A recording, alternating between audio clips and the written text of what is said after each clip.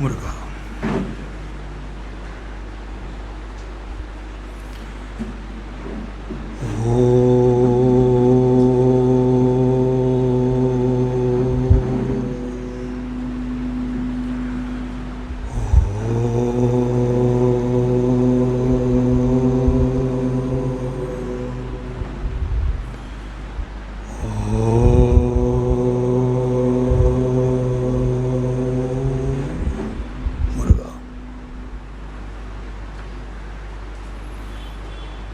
നമ്മളിവിടെ ആരംഭിച്ചിട്ട്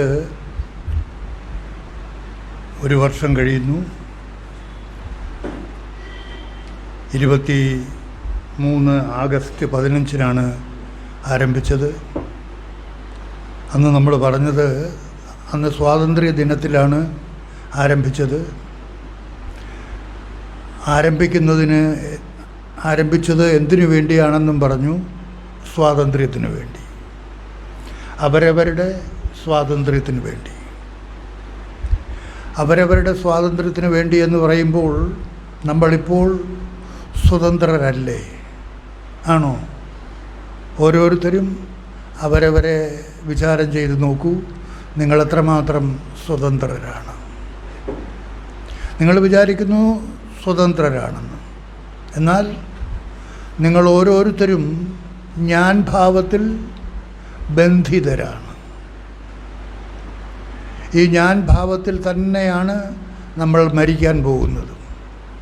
അങ്ങനെ മരിക്കുന്ന അവസ്ഥ ഉണ്ടായാൽ നിത്യബന്ധനത്തിൽ കഴിയേണ്ടി വരുന്നു. ആ ബന്ധനത്തിൽ നിന്നുള്ള മോചനത്തിനു വേണ്ടിയാണ് നമ്മൾ ഈ സത്സംഗം ഇവിടെ നടത്തിക്കൊണ്ടിരിക്കുന്നത്. നിസ്സാരമായിട്ട് ആ ബന്ധനത്തിൽ നിന്ന് ആർക്ക് വേണമെങ്കിലും ഏത് നിമിഷം വേണമെങ്കിലും മോചനം നേടാം. നിസ്സാരം. എന്താ വേണ്ടത്? ഞാനെന്ന് പറയുന്നത് ഈ നാമരൂപധാരിയായ ഞാനല്ല. ഈ ഞാനിനെയും നിലനിർത്തിക്കൊണ്ട് ഓരോരുത്തരുടെയും ശരീരത്തിൽ സ്വയം പ്രകാശിച്ചു നിൽക്കുന്ന, സർവ ശരീരങ്ങളിൽ കൂടിയും കടന്നു പോകുന്ന സർവാന്തര്യാമിയായ ആ സാക്ഷി ചൈതന്യം, ആ പരമാത്മ ചൈതന്യം, ആ പരമേശ്വര ചൈതന്യം, അതാണ് എൻ്റെ യഥാർത്ഥ സ്വരൂപം, എന്നിലെ യഥാർത്ഥ ഞാൻ, അതായത് എന്നിലെ താൻ എന്ന് തിരിച്ചറിഞ്ഞ് ഞാൻ അതാണ് എന്ന് ബോധിച്ച് ആ ബോധനിലയിൽ തന്നെ ഓരോരുത്തരും അവരവരെ സദാ പ്രതിഷ്ഠിതമാക്കണം, സദാ നിലനിർത്തണം. അങ്ങനെ ആർക്ക് കഴിയുന്നുവോ അതാണ് മോചനത്തിന് കാരണമാകുന്നത്. തൻ്റെ ഉള്ളിൽ ഏക്ഹാർട്ട് എന്ന് പറയുന്ന ഒരു ജർമ്മൻ തത്വചിന്തകൻ ഒരു ദിവസം ദൈവത്തോട്, ആ പരമാത്മ ചൈതന്യത്തോട്, പരമാത്മാവിനോട് പ്രാർത്ഥിച്ചു, ഭഗവാനെ, എൻ്റെ ശത്രുക്കളുടെ കാര്യത്തിൽ അങ്ങ് യാതൊരു ഉത്കണ്ഠയും കാണിക്കേണ്ടതായിട്ടില്ല. എൻ്റെ മിത്രങ്ങളുടെ കാര്യത്തിൽ അങ്ങ് വളരെ ജാഗരൂകതയോടുകൂടിയിരിക്കുക. ആ പ്രാർത്ഥന കഴിഞ്ഞ് വെളിയിലിറങ്ങിയപ്പോൾ അദ്ദേഹത്തിൻ്റെ ഒരു ശിഷ്യൻ അദ്ദേഹത്തെ സമീപിച്ചിട്ട് പറഞ്ഞു, ഗുരുനാഥ, അങ്ങ് പ്രാർത്ഥിച്ചത് തെറ്റിപ്പോയി.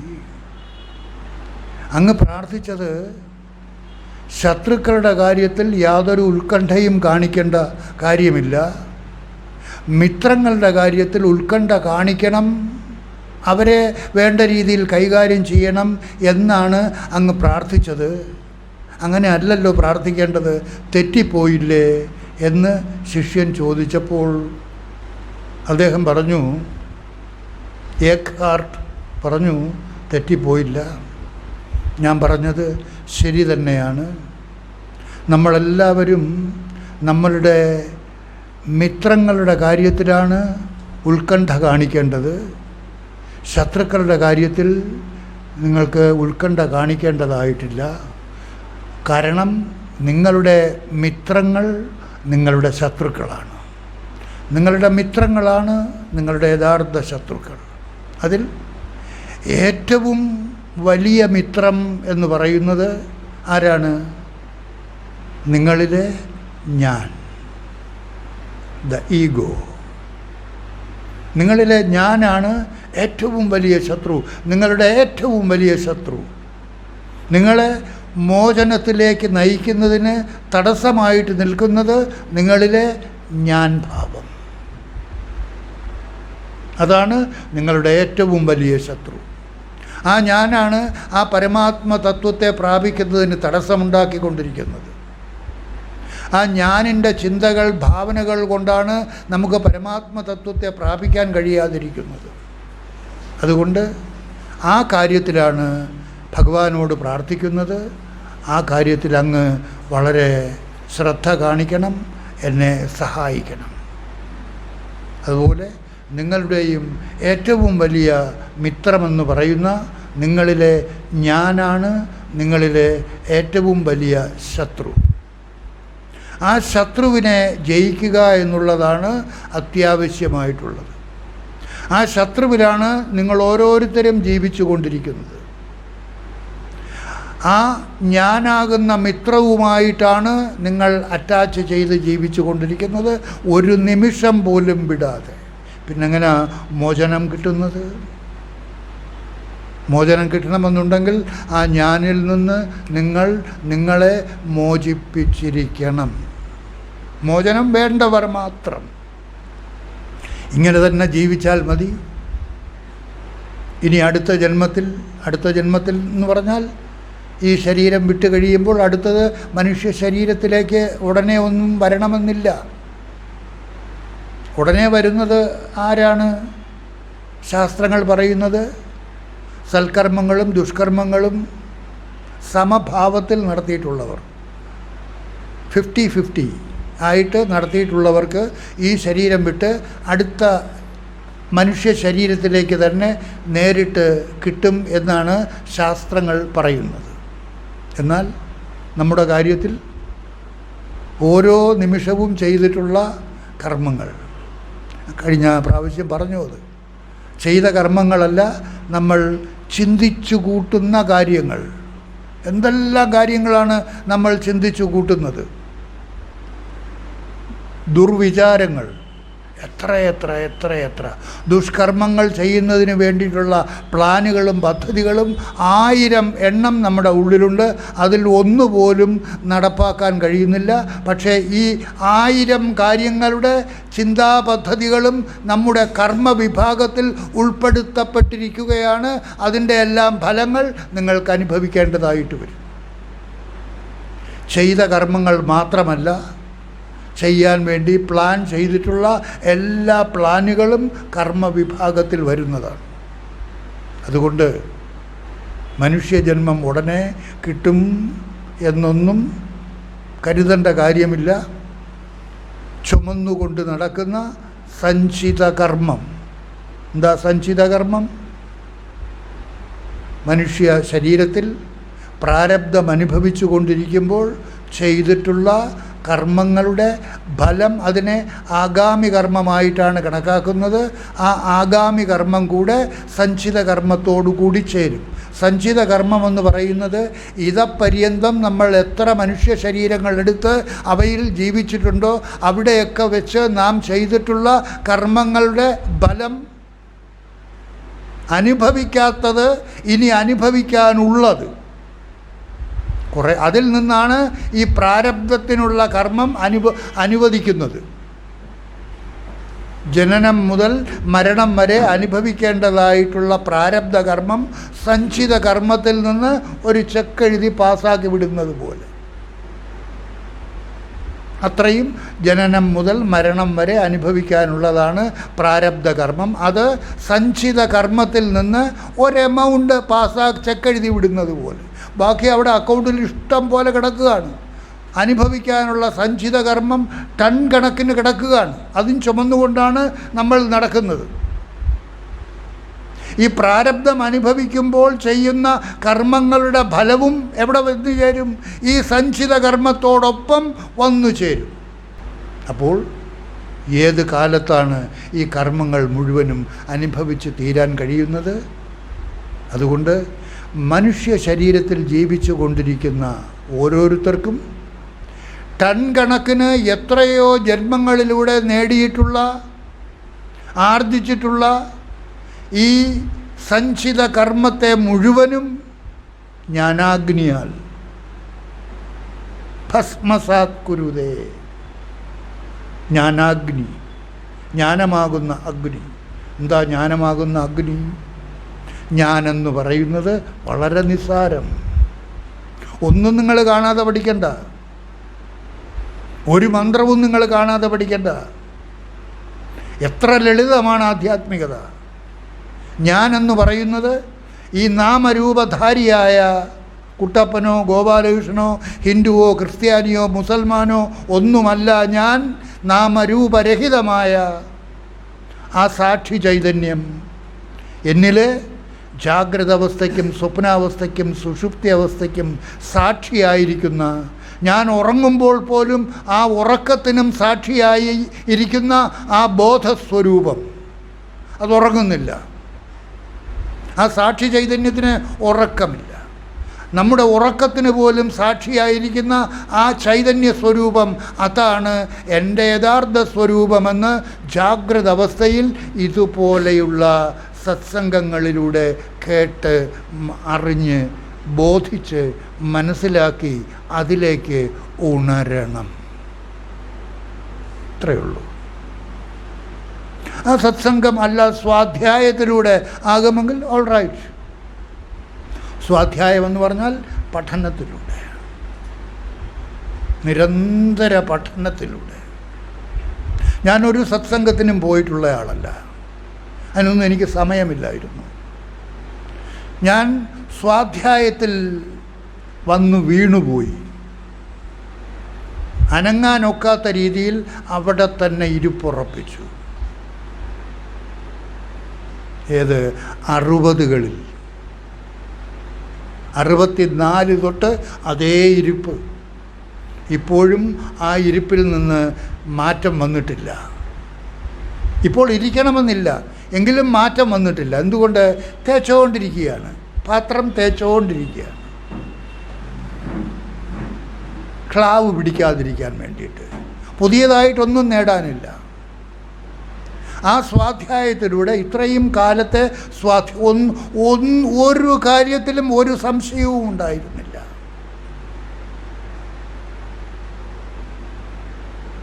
ഒരു ഗുരുവിനെയും സമീപിച്ച് എന്തെങ്കിലും സംശയം തീർക്കാൻ വേണ്ടി പോയിട്ടില്ല.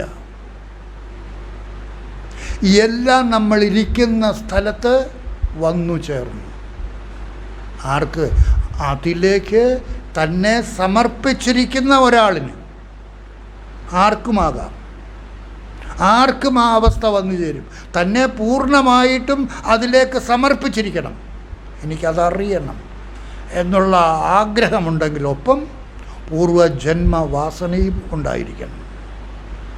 അപ്പോൾ സ്വാധ്യായത്തിലൂടെ ഇങ്ങനെ പുരോഗമിച്ച് വരുന്തോറും നമുക്ക് മനസ്സിലാകുന്ന എന്താണ്? ഇതൊക്കെ എനിക്കറിയാം, ഇതൊക്കെ എനിക്കറിയാം, ഇതൊക്കെ എനിക്കറിയാം. ഓരോ കാര്യങ്ങളും മനസ്സിലാക്കിക്കൊണ്ടിരിക്കുമ്പോൾ ഒന്നും അപരിചിതമായിട്ട് തോന്നിയില്ല. എല്ലാം അറിയാവുന്ന കാര്യങ്ങൾ. അതൊക്കെ പൂർവജന്മവാസനകളുടെ ഫലമായിട്ടാണ്. അപ്പോൾ അതിന് ദീർഘകാലമെടുക്കും. ഇപ്പോൾ തന്നെ എത്ര വർഷമായി? 60, 40, 20, 60 കൊല്ലം.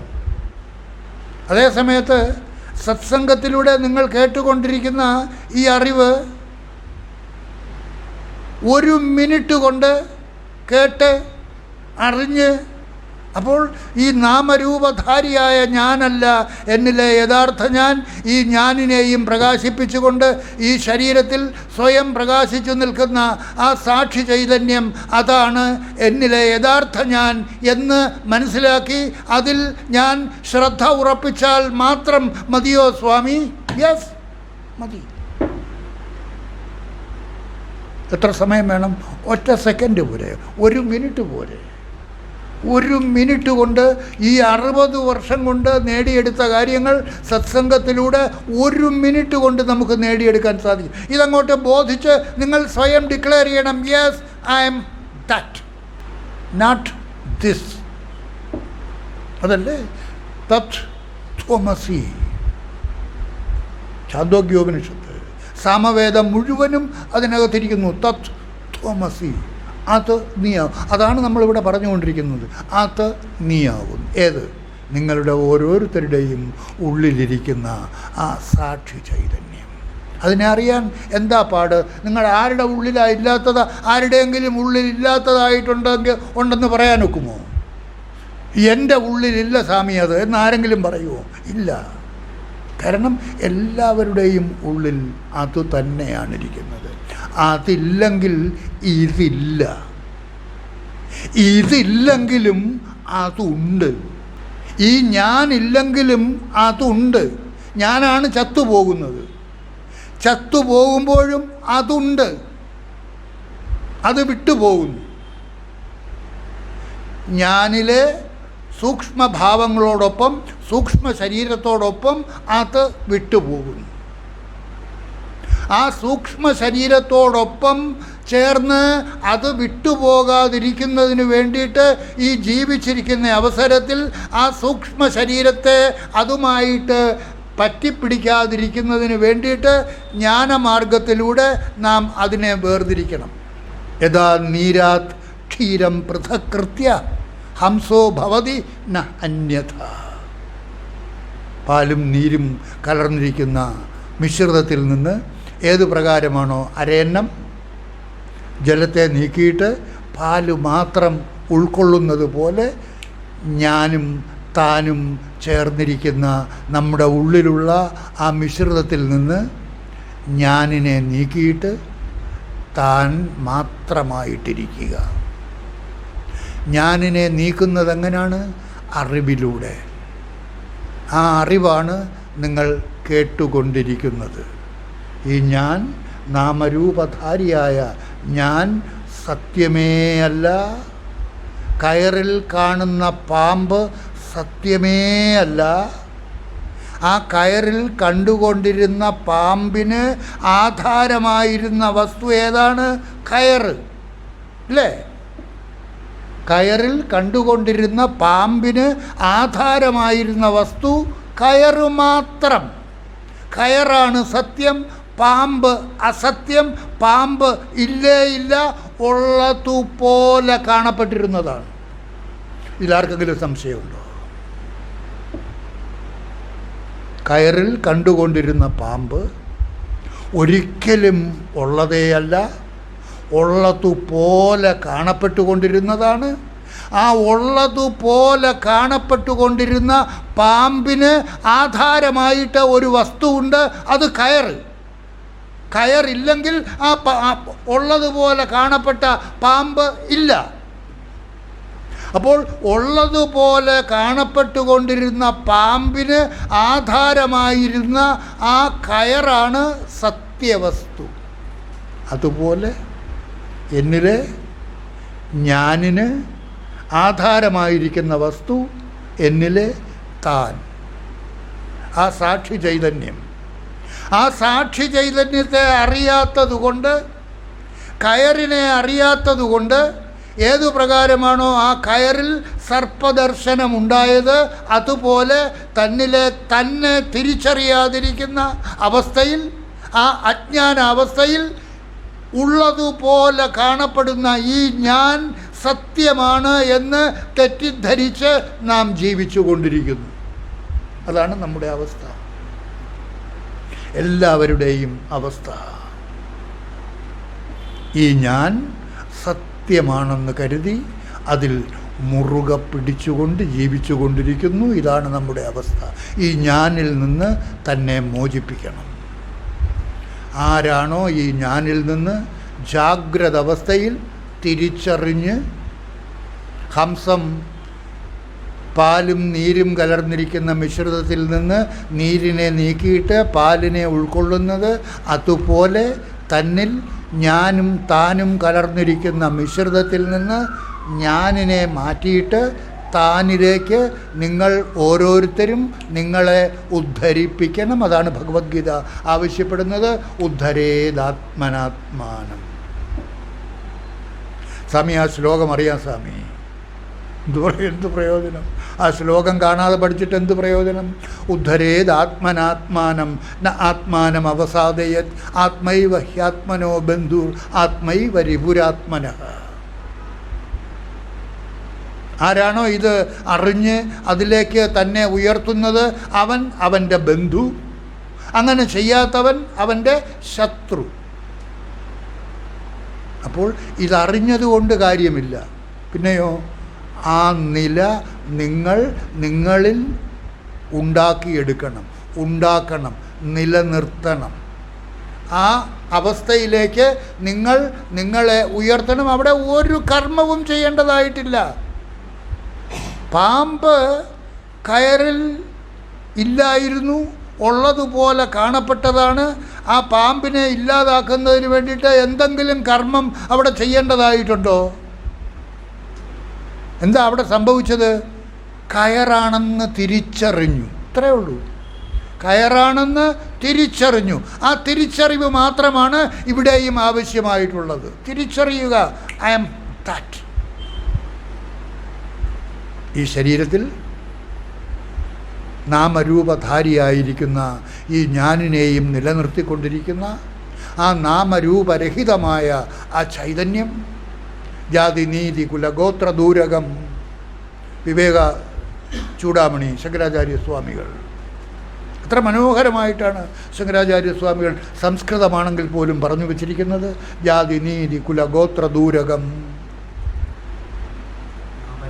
നാമരൂപ വിഷയ നാമരൂപ നാമരൂപ ഗുണദോഷവർജിതം ദേശകാല വിഷയാദിവർത്തി യത് ബ്രഹ്മ തത് ത്വമസി ഭാവയ ആത്മനി. തന്നിൽ അതിനെ ഭാവന ചെയ്യണം. ഈ കേൾക്കുന്നത് അതുമാത്രമാണ്. അതാണ് നിങ്ങളുടെ ഉള്ളിൽ ഉള്ള വസ്തു, ഉണ്മ. അതങ്ങോട്ട് ബോധിച്ച് കയറിനെ കാണുന്നത് പോലെ തൻ്റെ ഉള്ളിലിരിക്കുന്ന ആ വസ്തുവിനെ നിങ്ങൾ കാണാതെ കാണണം. വൈദ്യുതിയെ കാണാതെ കാണുന്നില്ലേ? കണ്ടാലേ ഞാൻ വിശ്വസിക്കൂ എന്നാരെങ്കിലും പറയുമോ? ഇല്ലല്ലോ. ഫാൻ കറങ്ങുന്നത് കൊണ്ട് ആ വൈദ്യുതി ഉണ്ട് എന്ന് നമ്മൾ അറിയുന്നു. അതുകൊണ്ട് ആ ഞാനിൽ നിന്ന് തന്നെ മോചിപ്പിക്കണം. അതുകൊണ്ടാണ് ഏക് ഹാർട്ട് എന്ന് പറയുന്ന ആ തത്വജ്ഞൻ ദൈവത്തോട് പ്രാർത്ഥിച്ചത്, എന്നിലെ മിത്രമായ ഞാനിൽ നിന്ന് എന്നെ മോചിപ്പിക്കുന്നതിന് വേണ്ടിയിട്ട് അങ്ങ് സഹായിക്കണം. അത് തൻ്റെ ശിഷ്യന് മനസ്സിലാക്കി കൊടുത്തു. അപ്പോൾ അതിന് എന്താ ചെയ്യേണ്ടത്? നിങ്ങൾ നിരന്തരമായിട്ട് അതിനെ ഞാനിൽ നിന്ന് നിങ്ങൾ ഒഴിഞ്ഞു നിൽക്കാനായിട്ട് നിങ്ങൾ എന്ത് ചെയ്യുന്നുണ്ട്? ദിവസവും അരമണിക്കൂറെങ്കിലും നിങ്ങൾ ഒരുപാട് പ്രശ്നങ്ങൾക്ക് നടുവിലാണ്, കുടുംബത്തിൽ ജീവിക്കുന്നവരാണ്. ആ കുടുംബത്തിൽ ജീവിക്കുന്നവരാണെങ്കിൽ പോലും നിങ്ങൾ ഉറങ്ങാൻ കിടക്കുന്ന സമയത്ത് നിങ്ങളെ ഞാനിൽ നിന്ന് ഒന്ന് വിടർത്താൻ ശ്രമിക്കണം. ഇപ്പോൾ നിങ്ങൾ കിടക്കുന്ന സമയത്ത് ഒരു അരമണിക്കൂറോ ഒരു മണിക്കൂറോ ഇപ്പോൾ എന്നിൽ ഞാനില്ല, എന്നിൽ ആ സാക്ഷി ചൈതന്യം മാത്രമാണ് ഉള്ളത് എന്ന് ഭാവന ചെയ്ത് ഞാൻ നാമരൂപധാരിയായ ഞാൻ ഇപ്പോൾ എന്നിൽ ഇല്ല, ഞാൻ ആ ഞാനിൽ നിന്ന് വിടർന്നു കഴിഞ്ഞിരിക്കുന്നു. ഇപ്പോൾ ഈ കിടന്നുകൊണ്ടിരിക്കുന്ന ശരീരത്തിലുള്ളത് ആ താൻ മാത്രം. നാമരൂപധാരിയായി അഹങ്കാരത്തോടു കൂടിയിരുന്ന ആ ഞാനിൽ നിന്ന് ഞാൻ ഇപ്പോൾ മോചനം നേടി ആ ഞാനിനെയും നിലനിർത്തിക്കൊണ്ടിരിക്കുന്ന താനായിട്ട്, ആ താനുമായിട്ട് യോജിച്ച് ഞാൻ ഇതാ കിടക്കുന്നു. കട്ടിലിലോ തറയിലോ കിടക്കുകയാണെങ്കിൽ ആ താൻ ഭാവത്തിൽ നിങ്ങൾ ഞാൻ ഇല്ലാത്ത, ഞാനറ്റ നിലയിൽ നിങ്ങൾ കിടന്ന് ഭാവന ചെയ്യണം. മറ്റൊരു ചിന്തയും വരരുത്. അപ്പോൾ ചിന്തകൾ വന്നുകൊണ്ടിരിക്കും. ധാരാളം ഭാവനകൾ വന്നുകൊണ്ടിരിക്കും. കുറേ ദിവസം നിങ്ങൾ ശ്രമിക്കുന്ന അവസരത്തിൽ ഒരാഴ്ച ശ്രമിച്ചു കൊണ്ടിരുന്നാൽ ഈ ഭാവനകളും ചിന്തകളും ക്രമേണ ക്രമേണ ക്രമേണ കുറഞ്ഞു വരും. നിങ്ങൾക്ക് ആ നിലയിലേക്ക് നിങ്ങളെ ഉയർത്തണമെന്നുണ്ടെങ്കിൽ അതിനുള്ള പ്രാക്ടീസ് ഇതാണ്. നിങ്ങൾ നിങ്ങളെ തന്നെ അതിന് പ്രവൃത്തി പരിചയം എന്ന് പറയാം, പ്രവർത്തനക്ഷമമാക്കണം. അതല്ലെങ്കിൽ ഈ കേൾക്കുന്നതിലൂടെ ഉറപ്പോടുകൂടി സ്വയം ഡിക്ലെയർ ചെയ്യണം, യെസ് ഐ എം ദാറ്റ്. ആ ഭാവത്തിൽ തന്നെ സദാ ഭാവന ചെയ്യണം, സദാ ഭാവന ചെയ്യണം. അങ്ങനെ നിങ്ങൾ ഒരു 2-3 മാസം ആ കിടന്ന കിടപ്പിലൂടെ അരമണിക്കൂറോ 1 മണിക്കൂറോ കിടക്കുന്ന അവസരത്തിൽ ഞാൻ അറ്റ നിലയിൽ, ഞാൻ ഒഴിഞ്ഞ നിലയിലിരിക്കുമ്പോൾ നിങ്ങളുടെ ഉള്ളിൽ താൻ മാത്രമാകും, ആ ഈശ്വര ചൈതന്യം മാത്രമാകും, ആ ദിവ്യസ്വരൂപം മാത്രമാകും. നിങ്ങൾ ആ ദിവ്യസ്വരൂപമായിട്ട് മാറും. ഈശ്വരൻ, ദൈവമെന്ന് പറയുന്നത് ദിവ്യസ്വരൂപം. ഈശ്വരൻ എന്ന് പറയുന്ന ഒരു നാമരൂപധാരി എങ്ങുമില്ല. നാമരൂപധാരിയായ ഒരു ദൈവം എങ്ങുമില്ല. നിങ്ങളൊക്കെ ആരാധിച്ചു കൊണ്ടിരിക്കുന്ന നാമരൂപധാരിയായ ദൈവങ്ങളൊക്കെ കൽപ്പനകളാണ്, മനുഷ്യ കൽപ്പനകൾ മാത്രമാണ്. അങ്ങനെ നാമരൂപധാരിയായിട്ടുള്ള ഒരു ദൈവമില്ല. ഉള്ളത് ആ ദിവ്യത്വം മാത്രമാണ്. നിങ്ങൾ ആ ഞാൻ ഒഴിഞ്ഞ നിലയിൽ നിങ്ങൾ കിടക്കുന്ന അവസരത്തിൽ നിങ്ങളിലുള്ളത് എന്താണ്? ആ ദിവ്യഭാവം മാത്രം, തന്നിലെ താൻ ഭാവം മാത്രം. തന്നിലെ താൻ ഭാവമാണ് ആ ദിവ്യഭാവം, അതാണ് ദൈവം. ഈശ്വര സർവഭൂതാനാം ഹൃദ്ദേശേ അർജുന തിഷ്ഠതി. ആ ഈശ്വരൻ, ആ ദൈവം നിങ്ങളുടെ ഓരോരുത്തരുടെയും ഉള്ളിലിരിക്കുന്നു. അത് വളരെ പ്രയാസമാണ്. It's very difficult. 24 മണിക്കൂറും ആ ഭാവം നമ്മിൽ തുടർന്ന് നിലനിൽക്കണം. യേശുവിനെ കുരിശിൽ തറയ്ക്കുന്ന അവസരത്തിൽ അവസാനത്തെ ആണിയും അടിച്ചുകൊണ്ടിരുന്നപ്പോൾ യേശു പറഞ്ഞു, അങ്ങ് എന്താണ് ഈ ചെയ്യിക്കുന്നത്? അങ്ങ് എന്താണ് എന്നോട് ഈ ചെയ്യിക്കുന്നത്, മറ്റുള്ളവരെ കൊണ്ട് ചെയ്യിക്കുന്നത് എന്ന് പറഞ്ഞ ഉടനെ തന്നെ യേശുവിന് ബോധമുണ്ടായി. ഞാൻ പറഞ്ഞത് തെറ്റായിപ്പോയല്ലോ, ഭഗവാനെ ക്ഷമിക്കണമേ, അവിടുത്തെ ഇച്ഛ നടക്കട്ടെ, അവിടുന്ന് എന്താണോ ഇച്ഛിക്കുന്നത് അത് നടക്കട്ടെ എന്ന് ഉടനെ തിരിച്ചു പറഞ്ഞു. അപ്പോൾ അതുവരെ യേശു മറിയത്തിൻ്റെ മകനായ യേശു ആയിരുന്നു. ആ നിമിഷത്തിലാണ് യേശു ക്രിസ്തുവായിട്ട് മാറിയത്. അങ്ങെന്താണ് എന്നോട് ഈ കാണിക്കുന്നത് എന്ന് ചോദിച്ചപ്പോൾ യേശുവായിരുന്നു, മറിയത്തിൻ്റെ മകനായ യേശുവായിരുന്നു. പെട്ടെന്നാണ് അദ്ദേഹത്തിന് ബോധമുണ്ടായത്. അദ്ദേഹം ആ ബോധത്തിലാണ് ജീവിച്ചു കൊണ്ടിരുന്നത് എങ്കിലും ഒരു നിമിഷത്തേക്ക് ആ ബോധം മാറിപ്പോയി. അതുകൊണ്ടാണ് അദ്ദേഹം പറഞ്ഞത്, ഞാൻ എന്ത് തെറ്റാണ് പറഞ്ഞത്, ഭഗവാനെ എന്നോട് ക്ഷമിക്കണമേ, അവിടുത്തെ ഇച്ഛ എന്താണോ അത് നടപ്പിലാകട്ടെ എന്ന് പറഞ്ഞപ്പോൾ യേശു ക്രിസ്തുവായിട്ട് മാറി. അപ്പോൾ ഇത്രയും കാലം ജീവിച്ച ആ ഭാവത്തിൽ ജീവിച്ച യേശുവിന് പോലും അവസാന നിമിഷത്തിൽ ഈ ചിന്ത വന്നു. അപ്പോൾ എത്ര കഠിനമാണെന്ന് നോക്കിക്കോളൂ. നമ്മൾ എത്ര വിചാരം ചെയ്താലും ഏത് നിമിഷമാണ് ആ ഭാവന മാറുന്നത്? സ്വാമി രാമതീർത്ഥർ അമേരിക്ക സന്ദർശനമൊക്കെ കഴിഞ്ഞ് ഗഡ്വാളിൽ ഇങ്ങനെ അതിഥിയായിട്ട് താമസിക്കുന്ന സമയത്ത് അദ്ദേഹത്തെ കാണാനായിട്ട് ധാരാളം ആളുകൾ വരുന്നുണ്ടായിരുന്നു.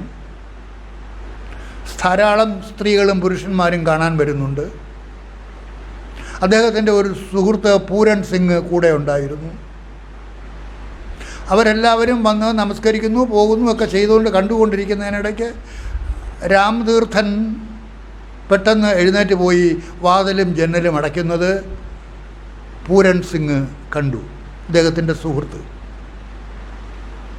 അത് ശ്രദ്ധിച്ചു.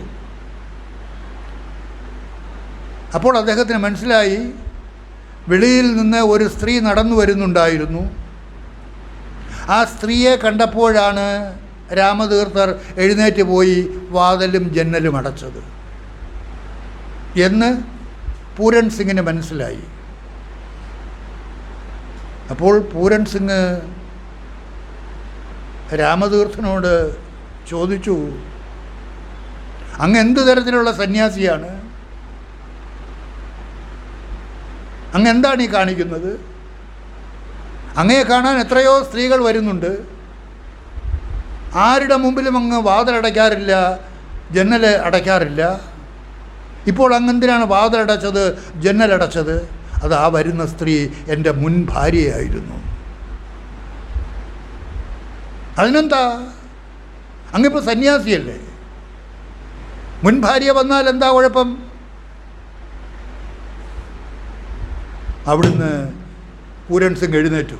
ഇനി അങ്ങയുമായിട്ട് യാതൊരു ബന്ധവുമില്ല, ഇതാണ് അങ്ങയുടെ സന്യാസമെങ്കിൽ ഞാനിതാ പോകുന്നു എന്ന് പറഞ്ഞ് പോകാൻ തുടങ്ങിയപ്പോഴാണ് രാമതീർത്ഥന് ഞാൻ എന്ത് അബദ്ധമാണ് കാണിച്ചത്. ഒരു നിമിഷം അദ്ദേഹം മാറിപ്പോയി. പെട്ടെന്ന് അദ്ദേഹം എഴുന്നേറ്റ് എന്ന് വാതിലും ജന്നലും തുറന്നിട്ടു. അന്ന് മുതൽ അദ്ദേഹം കാഷായം ഉപേക്ഷിച്ചു. കാരണം ആ കാഷായത്തിൻ്റെ വലിപ്പം അദ്ദേഹത്തിൻ്റെ വാക്കുകളിലില്ലായിരുന്നു. ആ യാഥാർത്ഥ്യം വാക്കുകളിലില്ലായിരുന്നു. ഭാര്യയാണെങ്കിൽ എന്താ, കഷായം സ്വീകരിച്ചു കഴിഞ്ഞാൽ സമഭാവത്തിൽ എല്ലാവരെയും കാണാമല്ലോ. ഇപ്പോൾ ബന്ധമില്ലല്ലോ. അപ്പോൾ ഉള്ളിൻ്റെ ഉള്ളിൽ ബന്ധം കിടക്കുന്നു. ഉള്ളിൻ്റെ ഉള്ളിൽ ഭാര്യയാണ് എന്നുള്ള ബന്ധം, മുൻ ഭാര്യയാണ് എന്നുള്ള ബന്ധം കിടക്കുന്നു. അതുകൊണ്ട് ഇത് കഠിനമാണ്, വെരി ഡിഫിക്കൽട്ട്. നമ്മൾ വിചാരിക്കും പെട്ടെന്നാകാം, ഞാൻ ഇതല്ല അതാണ് എന്നങ്ങ് ഭാവന ചെയ്യാം എന്ന് വിചാരിച്ചാൽ പോരെ, കഠിനം. അതുകൊണ്ടാണ് മറ്റേ പ്രാക്ടീസൂടെ പറഞ്ഞത്. നിരന്തരമായിട്ട് ഞാനിൽ നിന്ന് നിങ്ങളെ മോചിപ്പിക്കുന്നതിന് വേണ്ടിയിട്ടുള്ള ഒരു ശ്രമം നിങ്ങളിൽ പ്രായോഗിക തലത്തിൽ ഉണ്ടാകുന്നതിന് വേണ്ടിയാണ് ആ പ്രാക്ടീസ് പറഞ്ഞത്. നിങ്ങളൊരു 6 മാസം ആ പ്രാക്ടീസ് തുടർന്ന് നടത്തിയാൽ മാത്രമേ നിങ്ങൾക്ക് ഇതിൽ നിന്ന് മോചനം നേടാൻ ഒക്കൂ. ഇല്ലെങ്കിൽ ഇങ്ങനെ നടക്കാം, ജനിച്ചും മരിച്ചും. ഇപ്പോൾ മനുഷ്യ ശരീരത്തിൽ നടക്കുന്നു, ഇനിയുള്ളത് 2 കാലിൽ നടക്കാം, 4 കാലിൽ നടക്കാം, ഇല്ലേ, 8 കാലിൽ നടക്കാം. ചിലന്തിയാണെങ്കിൽ 8 കാലില്ലേ. അനവധി കാലുകൾ മാറി മാറി വരും. ഏതെല്ലാം ശരീരങ്ങളിൽ കൂടി നമുക്ക് കടന്നു പോകേണ്ടി വരും. എല്ലാത്തിൻ്റെയും ഉള്ളിലിരിക്കുന്നത് ആ ചൈതന്യമല്ലേ.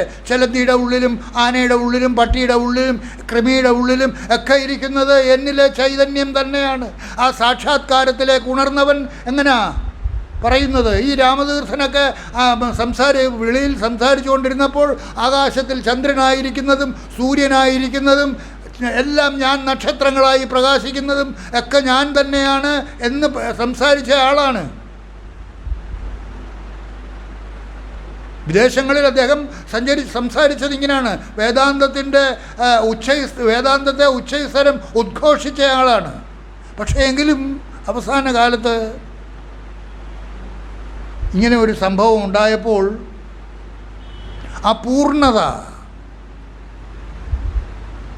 യേശുക്രിസ്തുവിന് കണ്ടില്ലേ? ആ ഒരു നിമിഷത്തിൽ ഞാൻ ഭാവത്തിലേക്ക് വന്നുപോയി. വിവേകാനന്ദൻ്റെ കാര്യം നമ്മൾ പറഞ്ഞില്ലേ, ഒരു നിമിഷം ഞാൻ ഭാവത്തിലേക്ക് വന്നുപോയി.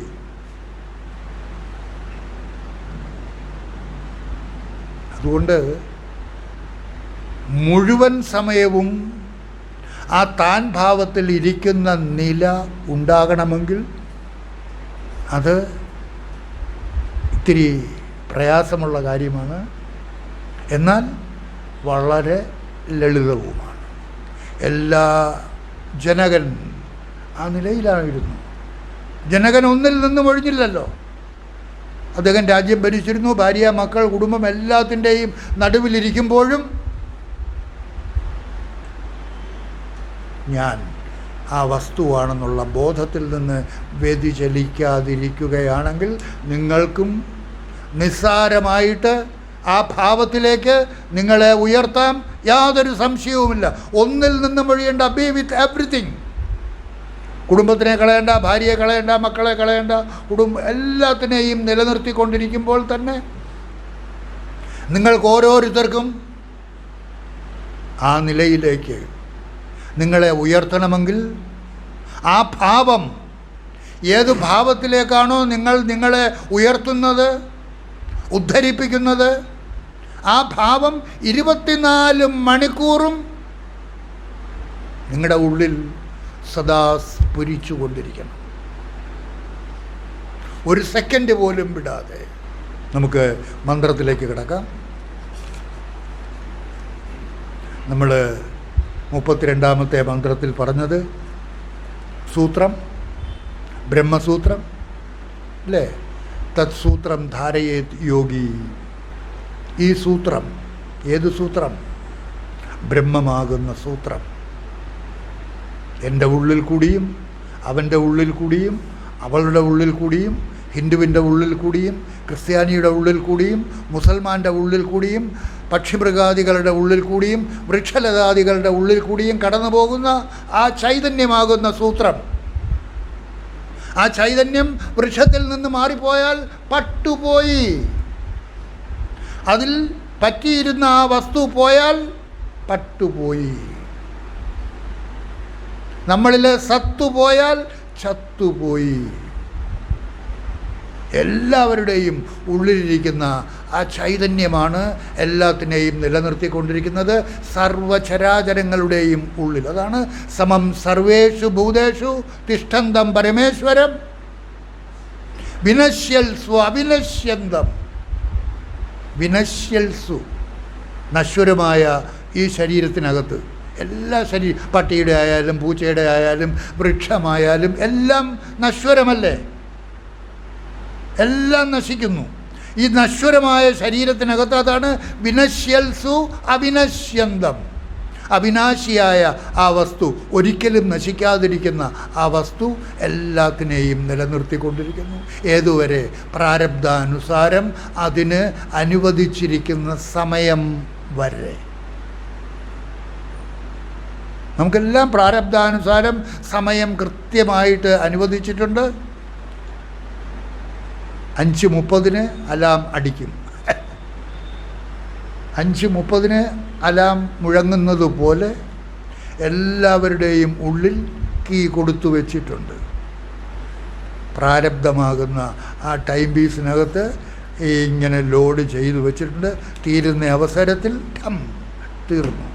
അല്ലേ? എം.എൻ. വിജയൻ ഇതുപോലെ മൈക്കിൻ്റെ മുമ്പിൽ സംസാരിച്ചു കൊണ്ടിരുന്ന സമയത്ത് വള്ളത്തോളിൻ്റെയോ ഏതോ ഒരു കാവ്യശകലം എടുക്കുന്നതിന് വേണ്ടിയിട്ട് അദ്ദേഹം പറയാൻ തുടങ്ങുന്ന അവസരത്തിൽ ആ മൈക്കിൻ്റെ മുമ്പിൽ മറിഞ്ഞതാണ്. ഒരു സാഹിത്യകാരനായിരുന്നു, നിരൂപകനായിരുന്നു എം.എൻ. വിജയൻ. എല്ലാവരും കണ്ടതാണ്. സംസാരിച്ചു കൊണ്ടിരിക്കുമ്പോൾ മറിഞ്ഞു. നൃത്തം ചെയ്തുകൊണ്ടിരിക്കുന്ന നർത്തകൻ നൃത്തം ചെയ്ത് തീർന്ന ഉടനെ തന്നെ സ്റ്റേജിൽ വീണ് മരിച്ചു. ഈ അടുത്ത കാലത്ത് ഒരു ഓട്ടംതുള്ളലുകാരൻ അങ്ങനെ മരിച്ചിട്ടുണ്ട്.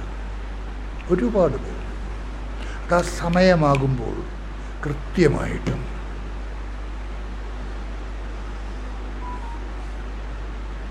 വയനാട്ടിൽ കണ്ടില്ലേ ദുരന്തത്തിൽ എത്ര ആളുകൾ 4 ലക്ഷം രൂപ തോട്ടിൽ നിന്നൊക്കെ വലിച്ചു പെറുക്കി കെട്ടിവെച്ചിരിക്കുന്നു. 100ൻ്റെ നോട്ടുകൾ 500ൻ്റെ നോട്ടുകൾ എല്ലാം കെട്ടിവെച്ചിരിക്കുന്നു. ആരുടെയാണെന്ന് അറിഞ്ഞുകൂടാ. ആളൊക്കെ അതോടൊപ്പം പോയി. ഇനിയും എന്തെല്ലാം സാധനങ്ങൾ ഭൂമിക്കടിയിലുണ്ട്, ഏതെല്ലാം സാധനങ്ങൾ ആരുടെയെല്ലാം കയ്യിലുണ്ട്.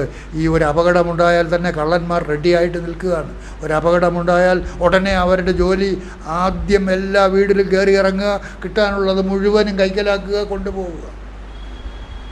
ഒരു നാശമുണ്ടാകുന്ന അവസരത്തിൽ, അത് വെള്ളപ്പൊക്കമായാലും ശരി ഭൂകമ്പമായാലും ശരി ഉണ്ടായാൽ അതിന് തയ്യാറായിട്ട് നിൽക്കുന്ന ആളുകളുണ്ട് മോഷണം നടത്തുന്നതിന്. അങ്ങനെ എല്ലാം മോട്ടിച്ചുകൊണ്ട് പോയിട്ടുണ്ട്. ഇത് മോട്ടിക്കാതെ എവിടെയോ ഒക്കെ പൊതിഞ്ഞ് കെട്ടി വച്ചിരുന്നത് ഒഴുകിപ്പോയതാണ്. കിട്ടാനുള്ളതൊക്കെ അടിച്ചു മാറ്റിയിട്ടുണ്ട് എല്ലാവരും. അതുകൊണ്ട് എന്തെല്ലാം നിങ്ങൾ കൊണ്ടോ അതിനെയൊന്നും കെട്ടിപ്പിടിച്ചുകൊണ്ടിരിക്കാതെ, അതൊന്നും വലിയ കാര്യമല്ല. അതൊന്നുമല്ല വലിയ കാര്യം. ഏറ്റവും വലിയ കാര്യമെന്ന് പറയുന്നത് നിങ്ങൾ കേട്ടുകൊണ്ടിരിക്കുന്ന ഈ അറിവാണ്. ഈ ശരീരത്തിൽ നിന്ന് ആ ജീവൻ പിരിയുന്നതിന് മുൻപ് നിങ്ങൾ ഓരോരുത്തരും നിങ്ങളോടൊപ്പമുള്ള ഭർത്താവിനെയും ഭാര്യയെയും മക്കളെയും കൂടി അവർ നിങ്ങൾക്ക് പ്രിയപ്പെട്ടവരാണെങ്കിൽ അവരെ കൂടെ ഈ അറിവിലേക്ക് മെല്ലെ മെല്ലെ ഉദ്ധരിപ്പിക്കണം, ഉയർത്തണം. ഇതാണ് അവർക്ക് കൊടുക്കാവുന്നുള്ളതിൽ വെച്ച് ഏറ്റവും വലിയ അറിവ്. നിങ്ങളുടെ മക്കൾക്കായാലും ശരി, നിങ്ങളുടെ ബന്ധുക്കൾക്കായാലും ശരി, കൊടുക്കാൻ കഴിയുന്ന ഏറ്റവും വലിയ അറിവ് എന്ന് പറയുന്നത് അവരവരെക്കുറിച്ചുള്ള അറിവാണ്. ആത്മസത്യം. നീ ആരാണ് എന്ന് തിരിച്ചറിയുക. ഇത് നിങ്ങൾക്ക് മറ്റുള്ളവരെ ബോധിപ്പിക്കുന്നതിനുള്ള ത്രാണി ഈ ഒരു വർഷം നിങ്ങൾ കേട്ടതിലൂടെ നിങ്ങൾക്കുണ്ട് എന്ന് പൂർണ്ണമായിട്ടും ഞാൻ വിശ്വസിക്കുന്നു. നിങ്ങൾക്ക് മനസ്സിലാക്കി കൊടുക്കാനുള്ള ത്രാണി ഇപ്പോൾ ഉണ്ട്. പിന്നെ ഭാഷ എത്രമാത്രം നിങ്ങൾക്ക് വഴങ്ങും എന്നുള്ളത് നിങ്ങൾ ശ്രമിച്ചാൽ തീർച്ചയായിട്ടും നിങ്ങൾക്ക് ഉള്ള ഭാഷ മതി. ഉള്ള ഭാഷ വെച്ച് നിങ്ങൾക്ക് നിങ്ങളുടെ ബന്ധുക്കളെ, ഭർത്താവിനെ, മക്കളെ, സഹോദരങ്ങളെ കൂടി ഈ നിലയിലേക്ക് കൊണ്ടുവരാൻ സാധിക്കുമെങ്കിൽ ജീവിതത്തിൽ നിങ്ങൾക്ക് അവരോട് ചെയ്യാൻ കഴിയാവുന്ന ഏറ്റവും വലിയ സേവനം, ഈ മനുഷ്യ ശരീരത്തിൽ വെച്ച് എന്തെല്ലാം സേവനം നിങ്ങൾക്ക് ചെയ്യാൻ കഴിയുമോ അത് ഇതുമാത്രമാണ്.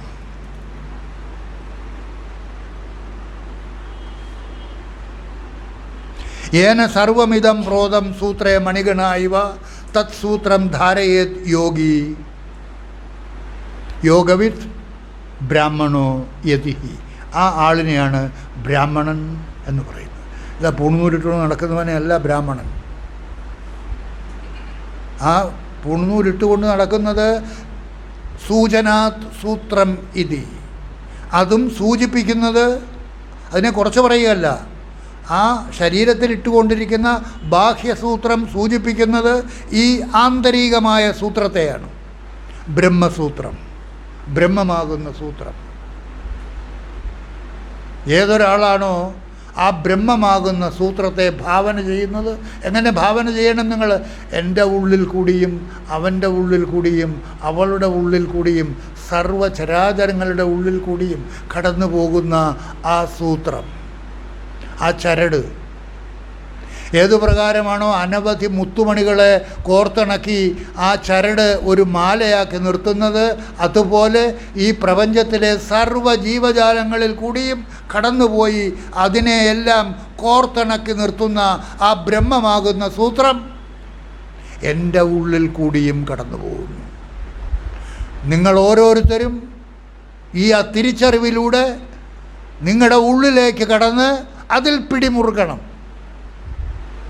That is spirituality.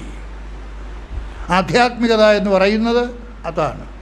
നിങ്ങളുടെ ഉള്ളിലിരിക്കുന്ന ആ സാക്ഷി ചൈതന്യമാകുന്ന സൂത്രത്തിൽ നിങ്ങൾ പിടിമുറുക്കണം. എങ്ങനെയാണ് പിടിമുറുക്കേണ്ടത്? അറിവിലൂടെ, തിരിച്ചറിവിലൂടെ. ഞാനതാണ്, ഞാൻ മാത്രമല്ല, എല്ലാവരും അതാണ്. എല്ലാവരുടെയും ഉള്ളിൽ കൂടി കടന്നു പോകുന്ന ആ ചൈതന്യ സൂത്രമാണ് എല്ലാവരെയും നിലനിർത്തിക്കൊണ്ടിരിക്കുന്നത്. അതില്ലെങ്കിൽ അവനില്ല, അതില്ലെങ്കിൽ ഞാനില്ല. സർവചരാചരങ്ങളുടെയും ഉള്ളിൽ കൂടി കടന്നു പോകുന്ന ആ ചൈതന്യമാകുന്ന സൂത്രത്തെ നിങ്ങൾ തിരിച്ചറിവിലൂടെ ബോധിച്ച് അറിഞ്ഞ്, നിങ്ങളുടെ ഉള്ളിലുണ്ടായിട്ടും നിങ്ങൾ അറിയാതിരിക്കുന്ന, കാണാതിരിക്കുന്ന ആ ചൈതന്യമാകുന്ന സൂത്രമാണ് എന്നിലെ യഥാർത്ഥ ദിവ്യവസ്തു. അതുകൊണ്ടാണ് അതിനെ ദൈവം എന്ന് പറയുന്നത്. ദിവ്യമായ വസ്തു. അത് പ്രകാശസ്വരൂപമാണ്. അതുകൊണ്ടാണ് ദിവ്യം എന്ന് പറയുന്നത്. പ്രകാശിക്കുക ദിവ് ധാതുവിൽ നിന്ന് ഉണ്ടായതാണ്. അതുകൊണ്ടാണ് ദൈവം എന്ന് പറയുന്നത്. പ്രകാശസ്വരൂപം. അതാണ് തൻ്റെ യഥാർത്ഥ സ്വരൂപം എന്ന് ബോധിച്ച് ആ സൂത്രത്തെ തന്നെ നിങ്ങൾ ധരിക്കുന്നതായിട്ട് ഭാവന ചെയ്യണം. അങ്ങനെ ഭാവന ചെയ്യുന്ന ആളിന് ബാഹ്യസൂത്രത്തെ കളയാം. എനിക്ക് ബാഹ്യസൂത്രം കിട്ടിയത് സന്യാസത്തിന് ശേഷമാണ്. ചിരി വരും. സന്യാസത്തിന് ശേഷമാണ് എനിക്ക് ബാഹ്യസൂത്രം കിട്ടിയത്. സന്യാസത്തിൻ്റെ കഥയൊക്കെ നിങ്ങളോട് പറഞ്ഞിട്ടുണ്ട്, എങ്ങനെയാണ് സന്യാസം വന്നു വീണത് എന്ന്. അങ്ങനെ സന്യാസിയായിട്ടിങ്ങനെ നടക്കുന്ന അവസരത്തിൽ സോമനാഥത്തിൽ വെച്ച്, പ്രഭാസ തീർത്ഥത്തിൽ വെച്ച് ഒരു യോഗിവര്യൻ്റെ അടുത്ത് ചെന്നുപെട്ടു. അദ്ദേഹം,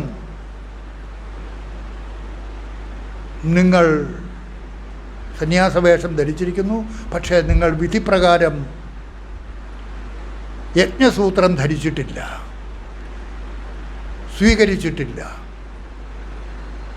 അദ്ദേഹം പറയുന്നു, അതുകൊണ്ട് ഇവിടെ വച്ച് നിങ്ങളെ ആ സംസ്കാരത്തിലേക്ക് ഞാൻ ഉണർത്തുന്നു, യജ്ഞസൂത്രം ധരിപ്പിക്കുന്നു.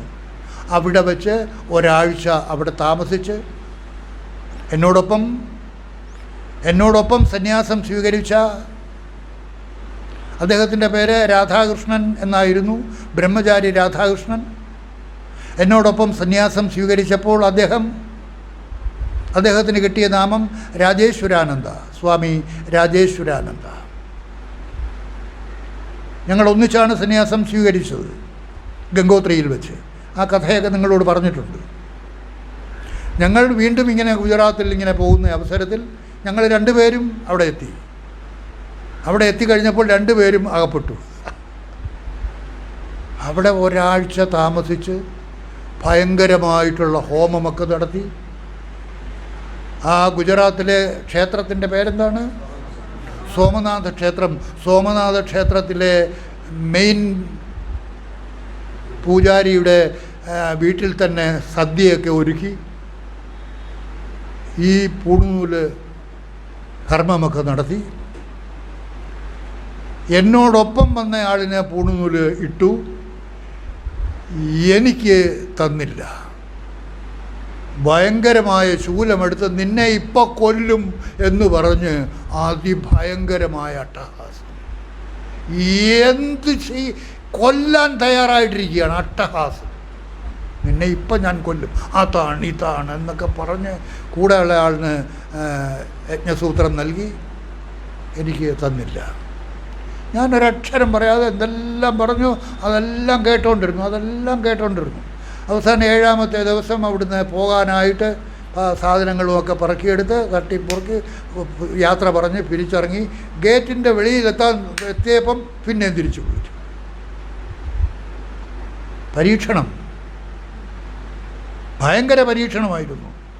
പിന്നെയും തിരിച്ചു വിളിച്ച് വീണ്ടും അവിടെ ഇരുത്തി, വീണ്ടും ഒന്നിച്ച് ഹോമം നടത്തി. പിന്നീടാണ് എനിക്ക് യജ്ഞസൂത്രം തന്നത്. അതൊരു ഭയങ്കര സംഭവമായിരുന്നു. കൊന്നില്ല എന്നുള്ളതേ ഉള്ളൂ. ഇതൊക്കെ വൻ പരീക്ഷണങ്ങളിൽ കൂടി കടന്നു പോകേണ്ടി വരും. അതിനുശേഷം 12 കൊല്ലക്കാലം ആ യജ്ഞസൂത്രം ധരിച്ച് 12 കൊല്ലം കഴിഞ്ഞ് ആ യജ്ഞസൂത്രത്തെ ശങ്കരാചാര്യസ്വാമികളുടെ കാലടിയിൽ ആ നദിയിൽ ഇട്ടിട്ട് വീണ്ടും ഭാരത പര്യടനത്തിന് പോയി. എത്രയോ 4-മത്തെയോ 5-മത്തെയോ പര്യടനത്തിനാണ് പോയത്. അന്ന് നമ്മുടെ കൂടെ വന്നിരുന്ന ഒരാൾ ഇവിടെ ഉണ്ടെന്ന് തോന്നുന്നു. ഇല്ലേ, വന്നിട്ടുണ്ടോ? അതിനുശേഷമുള്ള യാത്ര ഏതാണ്ട് 50 ദിവസം. 50 ദിവസം ഇപ്പോൾ ഇദ്ദേഹം ഒരാൾ കൂടെ വരുന്നത് കൊണ്ട് ഞാൻ ഈ 4 പ്രാവശ്യം ഭാരത തീർത്ഥാടനം നടത്തി ഏതാണ്ട് 9 ജ്യോതിർലിംഗങ്ങൾ സന്ദർശിച്ചിട്ടുണ്ട്. 12 ജ്യോതിർലിംഗങ്ങളുണ്ട്. അപ്പോൾ എന്നോടൊപ്പം ഒരാൾ വരാൻ തയ്യാറായപ്പോൾ എനിക്കൊരു ആഗ്രഹമുണ്ടായി, എന്നോടൊപ്പം വരുന്നയാളിന് ഈ ഭാരത പര്യടനത്തിൽ 12 ജ്യോതിർലിംഗങ്ങളും ഒറ്റയ്ക്ക് കാണിച്ചു കൊടുക്കണം എന്നെനിക്കൊരു തോന്നലുണ്ടായി.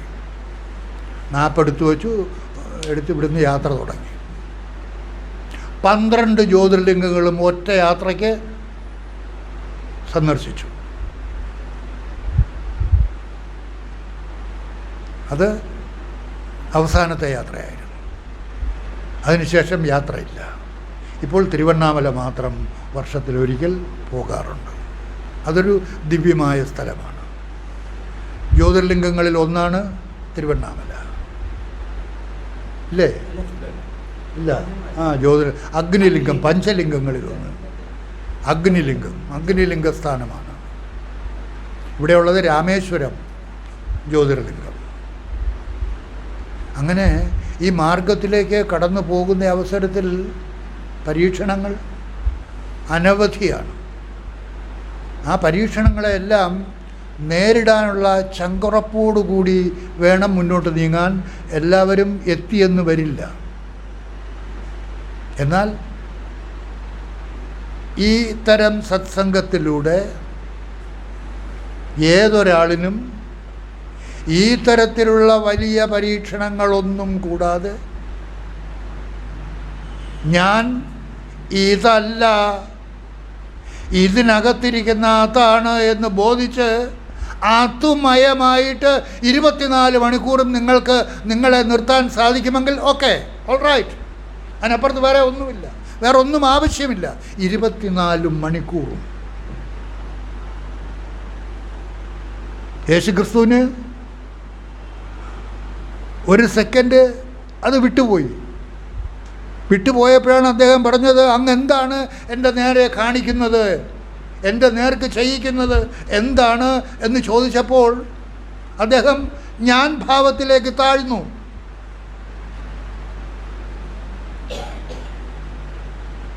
രാമതീർത്ഥർ ഞാൻ ഭാവത്തിലേക്ക് താഴ്ന്നപ്പോഴാണ് ജനലടയ്ക്കേണ്ടി വന്നത്, വാതിലടയ്ക്കേണ്ടി വന്നത്.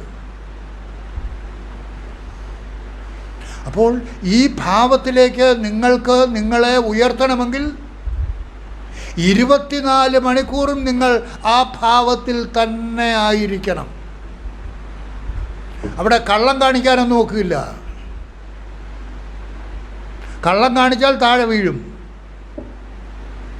നിങ്ങൾക്കിനി ജന്മമില്ലാത്ത നില ഉണ്ടായിരിക്കണമെങ്കിൽ അവിടെ കള്ളമൊന്നും കാണിക്കാനൊക്കില്ല. നേരെ വാ, നേരെ പോ മാത്രം. യേശുക്രിസ്തുവിനെ തന്നെ അവസാനം പിടികൂടും എന്നുള്ള അവസ്ഥയായി വിവരം കിട്ടിയപ്പോൾ അദ്ദേഹത്തിൻ്റെ ശിഷ്യന്മാർ യേശുവിനോട് പറഞ്ഞു, അങ്ങേ ഇന്ന് പിടിക്കും എന്നാണ് തോന്നുന്നത്, നമുക്ക് ഇവിടുന്ന് രക്ഷപ്പെടാം, ഓടാം എന്ന് പറഞ്ഞപ്പോൾ യേശു ചിരിച്ചു. യേശുവിൻ്റെ ചിരി ഒന്ന് പുഞ്ചിരിച്ചു. കാരണം യേശുവിനറിയാം ഇന്ന് പിടിക്കപ്പെടും, അത് നടക്കേണ്ടതായിട്ടുള്ളതാണ്, അത് നടക്കുക തന്നെ ചെയ്യും എന്ന് യേശുവിനറിയാമായിരുന്നത് കൊണ്ട് അദ്ദേഹം ചിരിച്ചു. എന്തുകൊണ്ട്? നമുക്ക് ഇവിടുന്ന് ഓടി രക്ഷപ്പെടാം എന്ന് ശിഷ്യന്മാർ പറഞ്ഞപ്പോൾ ശിഷ്യന്മാർക്ക് അത് അറിഞ്ഞുകൂടാ, ഇത് സംഭവിക്കാനുള്ളതാണ്, സംഭവിക്കുക തന്നെ ചെയ്യും എന്ന് യേശുവിനറിയാം, ശിഷ്യന്മാർക്ക് അറിഞ്ഞുകൂടാ. അതുകൊണ്ട് ശിഷ്യന്മാരുടെ അങ്കലാപ്പ് കൊണ്ടാണ് അവർ പറഞ്ഞത് നമുക്ക് ഇവിടുന്ന് ഓടി രക്ഷപ്പെടാം. പക്ഷേ അതിന് കഴിയില്ല, ഇത് സംഭവിക്കാനുള്ളതാണ്, സംഭവിക്കേണ്ടത് സംഭവിക്കുക തന്നെ ചെയ്യും എന്ന് യേശുവിന് അറിയാമായിരുന്നത് കൊണ്ട് യേശു പുഞ്ചിരിച്ചു. അത് കഴിഞ്ഞപ്പോൾ ആളുകൾ വന്നു, യേശുവിനെ പിടിച്ചു.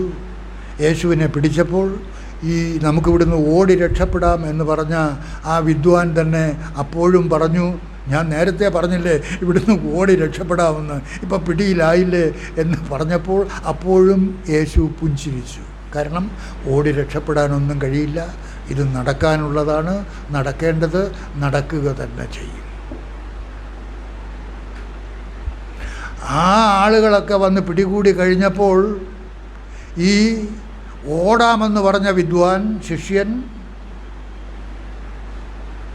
ഒഴിച്ച് മറ്റെല്ലാവരും പമ്പ കടന്നു. യേശുവിൻ്റെ ശിഷ്യന്മാരെല്ലാം ഓടി രക്ഷപ്പെട്ടു. ഈ വിദ്വാൻ മാത്രം പതുങ്ങി അവിടെ നിൽക്കുന്നതിനിടയ്ക്ക് ഒരു കുന്തക്കാരൻ ഇയാളെയും കണ്ട് ഇയാളുടെ നേർക്കും കുന്തം കാണിച്ചു. അതിനു മുമ്പ് യേശുവിനോട് അയാൾ വീണ്ടും പറഞ്ഞു, എൻ്റെ ജീവൻ പോയാലും ഞാൻ അങ്ങയോടൊപ്പം ഉണ്ടായിരിക്കും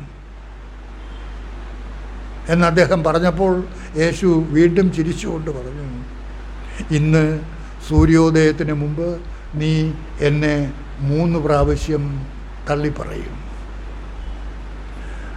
അങ്ങനെ പറഞ്ഞുകൊണ്ടിരുന്നപ്പോഴാണ് ഒരു കുന്തക്കാരൻ അയാളെ പതുക്കെ പിടിക്കാൻ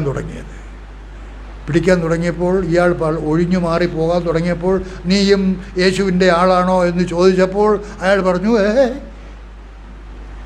ഏത് യേശു? എനിക്ക് യേശുവിനെ അറിഞ്ഞുകൂടാ. അപ്പോൾ പറഞ്ഞു തീരുന്നതിന് മുമ്പ് തന്നെ 1 പ്രാവശ്യം തള്ളി പറഞ്ഞു കഴിഞ്ഞു. സൂര്യോദയത്തിന് മുമ്പ് 3 പ്രാവശ്യം തള്ളി പറയും എന്ന് പറഞ്ഞ ആ നിമിഷത്തിൽ തന്നെ 1 പ്രാവശ്യം തള്ളി പറഞ്ഞു കഴിഞ്ഞു. വീണ്ടും അയാൾ പതുങ്ങി രക്ഷപ്പെടാൻ വേണ്ടി മുന്നോട്ട് നീക്കിക്കൊണ്ടിരുന്നപ്പോൾ വേറൊരു കുന്തക്കാരനും അയാളെ നീ യേശുവിൻ്റെ ആളാണോ എന്ന് പറഞ്ഞപ്പോൾ അപ്പോഴും ഞാൻ ഈ നാട്ടുകാരനെ അല്ല അയാൾ പറഞ്ഞു. അപ്പോൾ 2ാമത്തെ പ്രാവശ്യവും തള്ളിപ്പറഞ്ഞു. അങ്ങനെ 3 പ്രാവശ്യവും യേശുവിനെ തള്ളിപ്പറഞ്ഞു. അപ്പോൾ ഓരോ പ്രാവശ്യം തള്ളി പറയുമ്പോഴും യേശു പറഞ്ഞുകൊണ്ടിരുന്നു, സൂര്യൻ ഉദിച്ചിട്ടില്ല. 2ാമത്തെ പ്രാവശ്യം തള്ളി പറഞ്ഞപ്പോഴും യേശുവിൻ്റെ ശബ്ദമുയർന്നു, ഇപ്പോഴും സൂര്യൻ ഉദിച്ചിട്ടില്ല. 3ാമത്തെ പ്രാവശ്യം തള്ളി പറഞ്ഞപ്പോഴും യേശുവിൻ്റെ ശബ്ദമുയർന്നു, ഇപ്പോഴും സൂര്യൻ ഉദിച്ചിട്ടില്ല. അപ്പോൾ സൂര്യൻ ഉദിക്കുന്നതിന് മുമ്പ് 3 പ്രാവശ്യം തള്ളി പറഞ്ഞു എന്ന് പറഞ്ഞാൽ മനുഷ്യൻ്റെ ഞാൻ ഭാവത്തിലുള്ള സ്വഭാവത്തെയാണ് ഇത് കാണിക്കുന്നത്. ഞാൻ ഭാവത്തിലുള്ള സ്വഭാവം നമ്മളെത്ര പിടിച്ചു നിർത്തിയാലും നമുക്ക് അതിനെ നിലനിർത്താൻ കഴിയില്ല. വാസന. അതുകൊണ്ട് ഈ മാർഗം അത്ര ലളിതമൊന്നുമല്ല, അതികഠിനമാണ്. അതുകൊണ്ട് ഈ തരത്തിലുള്ള സത്സംഗത്തിലൂടെ കിട്ടുന്ന അറിവിലൂടെ നിങ്ങൾക്ക് വളരെ നിസ്സാരമായിട്ട് ആ നിലയിലേക്ക് ഉയരാം. അതാണ് ജ്ഞാനമാർഗത്തിൻ്റെ മഹത്വം.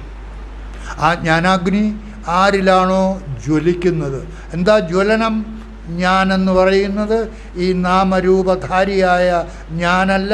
ആ ഞാനിനെയും നിലനിർത്തിക്കൊണ്ട് നിങ്ങളുടെ ഓരോരുത്തരുടെയും ഉള്ളിൽ സദാ പ്രകാശിച്ചു നിൽക്കുന്ന, നിങ്ങൾ ഉറങ്ങിക്കിടക്കുമ്പോൾ പോലും ആ ഉറക്കത്തിനും സാക്ഷിയായിട്ട് നിങ്ങളുടെ ഉള്ളിൽ ഉറങ്ങാതെ ഉണർവോടുകൂടിയിരിക്കുന്ന ആ ബോധസ്വരൂപം, അതാണ് എന്നിലെ താൻ, എന്നിലെ സാക്ഷി ചൈതന്യം. എന്തിനാ ഇത് ആവർത്തിച്ച് പറയുന്നത്? ഈ അറിവിലേക്ക് നിങ്ങൾ ഉണരണം. ഉണർന്നാൽ ഒരു പ്രയാസവുമില്ല. It's simple. ജ്ഞാനയോഗം വളരെ സിമ്പിളാണ്. അതങ്ങോട്ട് ശരിക്കും അങ്ങോട്ട് ഗ്രഹിക്കാനുള്ള ഒരു പ്രാപ്തി നമുക്കുണ്ടാകണം. ഇത് വിവേക ചൂടാമണിയിലെ ശങ്കരാചാര്യ സ്വാമികൾ ഒരിടത്ത് പറയും, ആശ്ചര്യവത് പശ്യതി കശ്ചിദേനം ആശ്ചര്യവത് വദതി തദൈവ ചാന്യഃ ആശ്ചര്യവത് ശൈനം അന്യശൃണോതി ശ്രുത്വാപ്യേനം വേദ നൈവ കശ്ചിത്. ഇത് ആളുകൾ എത്ര കേട്ടാലും അതിനെ അങ്ങോട്ട് ഉൾക്കൊള്ളാൻ കഴിയുകയില്ല. ഉൾക്കൊണ്ടിരിക്കുന്ന ആളുകളെ ആശ്ചര്യവത് പശ്യതി കശ്ചിദേനം. ഈ മന്ത്രത്തിൻ്റെ അർത്ഥം നമുക്ക് അടുത്ത ആഴ്ച ആരംഭിക്കാം. അപ്പോൾ ഇത് വളരെ വളരെ ലളിതമാണ്, അതേസമയത്ത് അതികഠിനവുമാണ്. നിങ്ങൾ വിചാരിച്ചാൽ ഈ ജന്മം തന്നെ നിങ്ങൾക്ക് ആ നിലയിലേക്ക് നിങ്ങളെ ഉയർത്താൻ സാധിക്കും. Very simple. Come up. ഓ